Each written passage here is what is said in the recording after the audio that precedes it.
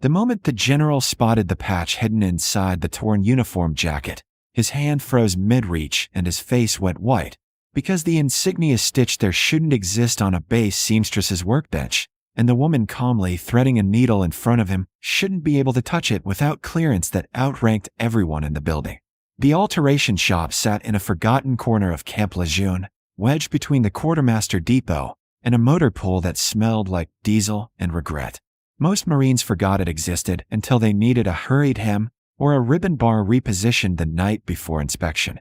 The fluorescent lights hummed overhead, casting everything in that flat, institutional glow that made time feel slower than it actually moved. Inside, 3 industrial sewing machines lined the left wall, their surfaces dulled by decades of thread, dust, and friction. Bolts of fabric leaned in the corner, marine green, navy blue, patches of camouflage still waiting to be cut.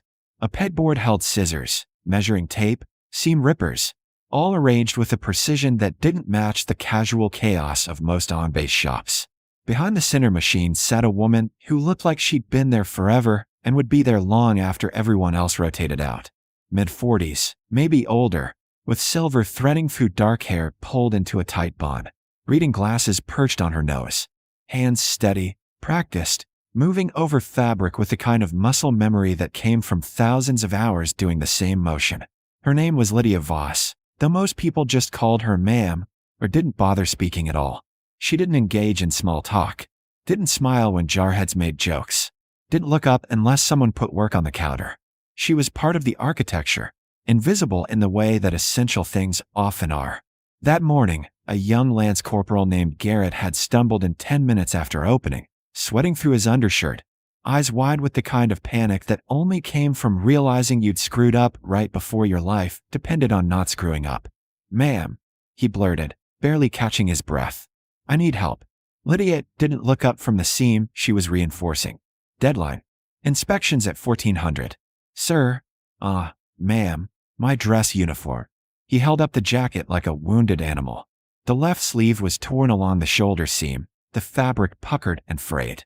"I caught it on a fence during PT. Didn't notice till this morning." Still, she didn't look up. "Bring it here." He stepped forward, laying it carefully on the counter. Lydia set down her current project, removed her glasses, and pulled the jacket toward her, fingers tracing the damage with clinical efficiency. "Seams pulled," she said. "Stitching shot. I'll have to open it, rethread the shoulder, reinforce the lining." Garrett swallowed. "Can you do it?" "Can't and will are different questions." "Ma'am, please. If I show up with this, I'm done. My CO's already looking for a reason." 1400, she interrupted. "You'll have it by 1330. That gives you time to inspect it yourself."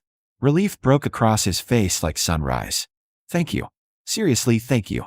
Leave it." He set it down gently, like it was sacred, then hurried back out into the heat and noise of the base.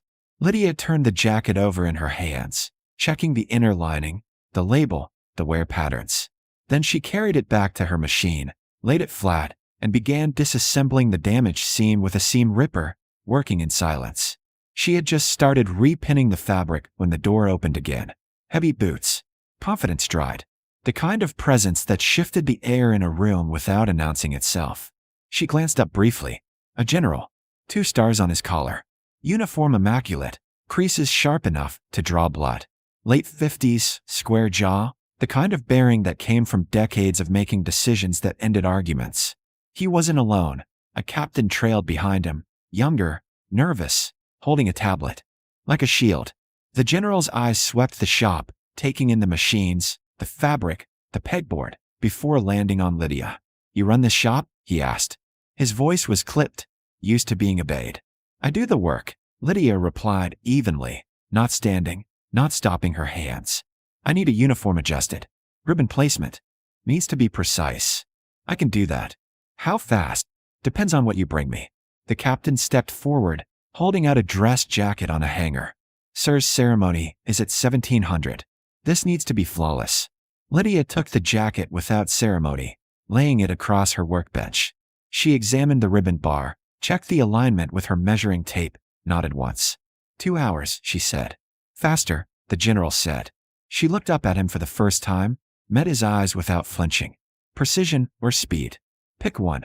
The captain's mouth opened. The general raised a hand, stopping him. 2 hours, the general said. Fine. He turned to leave, then paused, his gaze drifting back to the counter where Garrett's torn jacket still lay. Something about it caught his attention. He stepped closer, and that's when everything changed. Because as the general leaned over the counter to get a better look, the jacket shifted slightly, and from inside the torn lining, a patch slipped free. Small, maybe 3 inches across. Fabric worn soft with age. But the insignia stitched onto it was unmistakable. A eagle, talons extended, superimposed over a globe and anchor, surrounded by a border that didn't belong on any standard-issue uniform. The general's hand froze mid-reach. His face went pale, and when he looked back at the woman calmly threading her needle, his entire posture had changed. The general's voice came out quieter than before, stripped of its earlier authority. Where did you get that? It wasn't a question. It was an accusation wrapped in disbelief. Lydia glanced at the patch, then back at her machine. It fell out of the lining. That's not what I asked. She set the needle down slowly, carefully, then met his gaze with the same calm she'd shown since he walked in. Then maybe you should ask a better question. The captain shifted uncomfortably, eyes darting between them, sensing the tension but not understanding it. The general stepped closer, his hand hovering over the patch but not touching it, like it might burn him. This insignia is classified. It doesn't exist on paper. The unit it represents doesn't exist on paper. His eyes locked on hers, harder now. So I'll ask again. Where did you get it? Lydia exhaled slowly, leaned back in her chair. It's mine. Silence dropped over the room like a physical weight. The captain's mouth opened slightly. The general's jaw tightened. That's impossible, he said. Why? Because the only people who wear that patch are. He stopped himself, but the thought finished in the air between them. Lydia's expression didn't change. Are what, General? He didn't answer immediately. His gaze moved from the patch to her hands, scarred and steady, then to her posture, to the way she held herself even while sitting, and something in his calculation began to shift. How long have you been working here? He asked, his tone different now, quieter, more careful. 3 years. Doing what? Sewing. Alterations. Repairs. Whatever comes through the door. Before that, she picked up the needle again, threaded it with practiced ease. Before that's not your concern. It is if you're in possession of. I'm not in possession of anything, she interrupted, her voice still calm but carrying an edge now. It's part of a uniform I'm repairing. That's all. The general's hand finally moved, reaching toward the patch. Lydia's voice cut through before he touched it. I wouldn't. He froze. That belongs to the Marine who brought this jacket in, she continued. And unless you want to explain to him why a 2-star general is confiscating part of his service record, I'd suggest you leave it where it is. The captain looked like he wanted to disappear. The general's face flushed, but he pulled his hand back. That patch, he said slowly, does not belong to a lance corporal. Maybe not, Lydia replied, but it's sewn into his jacket. Then someone made a mistake. Or someone didn't. The words hung there, loaded, deliberate. The general studied her for a long moment, and when he spoke again, his voice had shifted entirely. What's your full name? Lydia Voss. He repeated it, almost to himself, like he was searching a mental database. Then his eyes widened, just slightly, and his posture changed again. Voss, he said. Lydia Voss. Marine Forces Special Operations Command. Classified operations, North Africa, East Asia, multiple theaters. Decorated. He paused. Retired under medical, 3 years ago. Lydia didn't confirm or deny. She just kept threading the needle. The captain's face had gone white. The general's expression was unreadable now, somewhere between respect and frustration. Why the hell are you running an alteration shop, he asked. Because I'm good at it. You were a. I was a lot of things, she interrupted. Now I sew. That's the job. You don't think that's a waste? She looked up at him, and for the first time, something sharper flickered behind her eyes. Of what? I did my service. I did it well. Now I do this. There's no waste in that. The general opened his mouth, closed it, then shook his head slowly. You outrake half the people on this base. I don't outrake anyone, she said. I'm a civilian.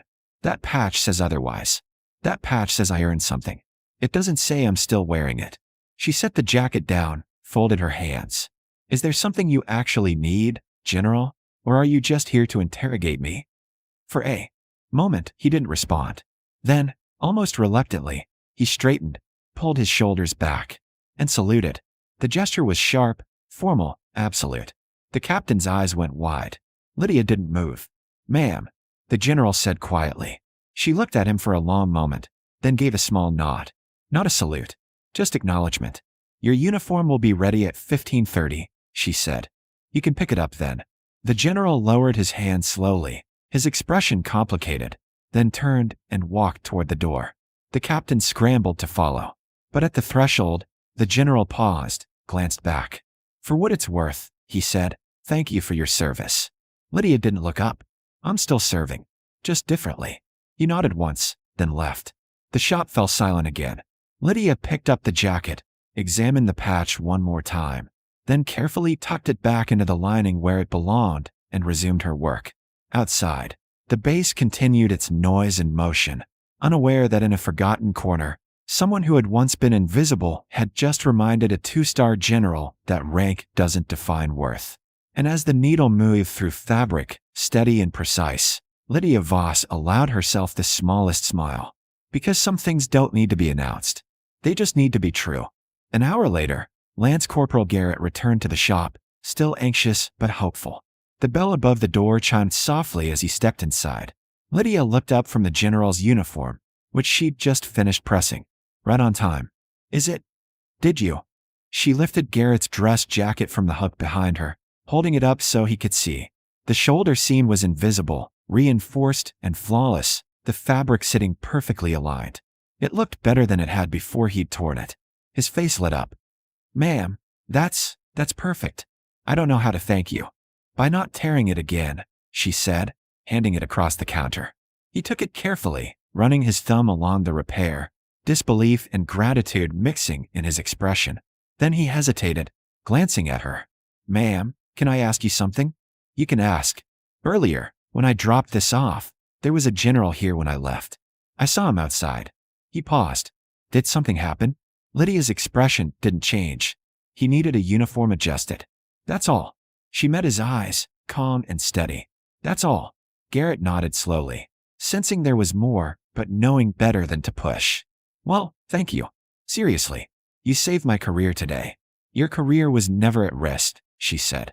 "Just your inspection." He grinned, slipping the jacket onto a hanger. "Still counts." As he turned to leave, Lydia spoke again. "Lance Corporal." He stopped, looked back. "Inside lining. Left side. There's a patch sewn in." His brow furrowed. "A patch? Check it when you get back to your rack," she said.